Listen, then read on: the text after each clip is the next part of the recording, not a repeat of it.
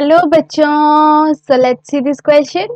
The question says कि how is soil formed? तो हमारा soil कैसे बनता है ये पूछ रहा है. Soil किधर से बनता है? रॉक से बनता है. जो बड़े बड़े हमारे रॉक्स होते हैं वो रॉक्स जब ब्रेक डाउन होते हैं तो टीनी पार्टिकल सॉइल में फॉर्मेशन होता है, right?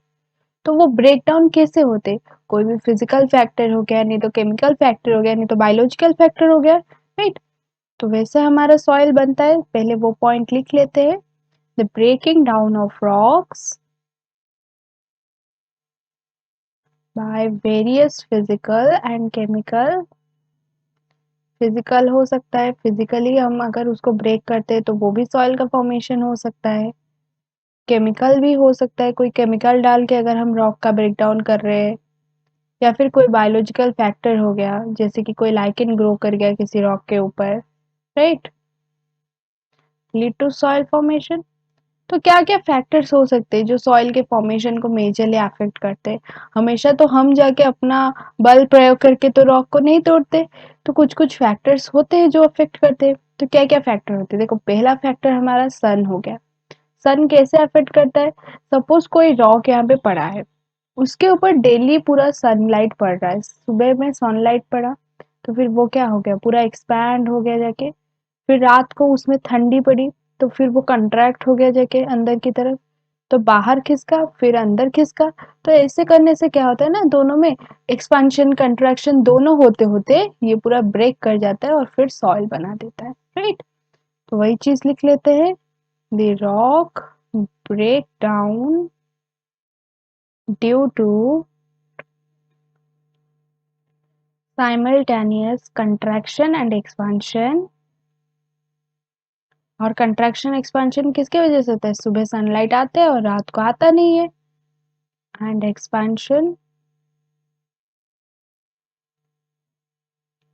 Leading to soil formation, right? तो ये एक पॉइंट हो गया. एक तरीके से ऐसे भी सॉइल हमारा बन सकता है. दूसरा और क्या अफेक्ट करता है हमारा? देखो, विंड भी अफेक्ट करता है. अगर विंड बहुत जोर से हुआ तो क्या हुआ, सपोज कोई एक बहुत बड़ा पहाड़ है और उस पे ये सपोज पत्थर है, ये पत्थर नीचे खिसका, सपोज विंड ने उसे बहुत जोर से धकेला तो ये नीचे खिसका, ये जाके किसी और एक पत्थर यहाँ पे होगा उसके साथ टकराएगा. तो दोनों के बीच में जब रबिंग होगा एक दूसरे से, तो वैसे भी तो हमारा रॉक टूट सकता है, तो सॉइल का फॉर्मेशन हो सकता है, right? The wind leads to rubbing of the rocks,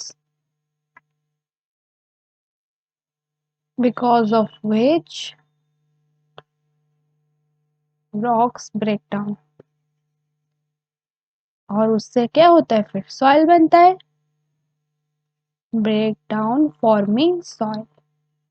तो ये एक टेक्निक हो गया, ऐसे भी हो सकता है हमारा. और क्या हो सकता है टेक्निक? और हमारा ये हो गया, पानी हो गया. तुम लोग को पता है जो पहाड़ के ऊपर होता है, पहाड़ के ऊपर क्या होता है, झरना होते हैं. तो वो झरने से जब पानी डेली बेसिस पे आता है तो वो क्या होगा कि इसको टकरा के जाएगा. ये सपोज पत्थर है, इसके रास्ते में आ रहा है तो डेली बेसिस पे पानी से टकरा के जाएगा. नहीं तो सपोज कोई बारिश हुआ तो बारिश ज्यादा होने से तब भी उसके ऊपर पानी आएगा. तो जब हर दिन इसके साथ पानी का मतलब पानी इसके ऊपर गिरेगा तो क्या होगा, ये रॉक के अंदर फिर क्रैक्स क्रिएट कर देंगे. इसके वजह से भी रॉक टूट सकता है, right? So the water can cause cracks in the rocks, because of which rocks में अगर क्रैक होने लगा तो आफ्टर ए लॉन्ग टाइम वो क्या होगा, सॉइल में बन जाएगा, कन्वर्ट हो जाएगा. After a long time these lead to soil formation, right? तो ये ऐसे भी हो सकता है. और एक चीज क्या हो सकता है, और एक फैक्टर क्या हो सकता है जो सॉइल फॉर्मेशन को अफेक्ट करे? देखो, तुम लोग को पता है जो हमारे लिविंग ऑर्गेनिजम्स है वो भी रॉक के ऊपर ग्रो करते हैं. तो उनके वजह से भी वो जो केमिकल्स रिलीज करते हैं, रॉक का ब्रेकडाउन हो सकता है, राइट?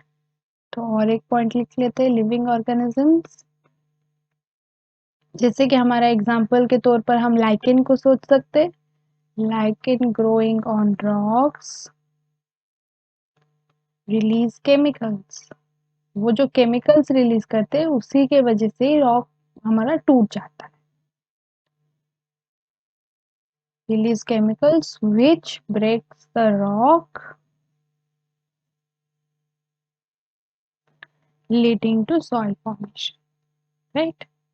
तो एग्जैक्टली हमारा रॉक कैसे ब्रेक कर रहा है वही चीज, और जो रॉक जैसे ब्रेक करने के बाद ही हमारा जाके सॉइल का फॉर्मेशन होता है. So I hope you understand this answer. Thank you.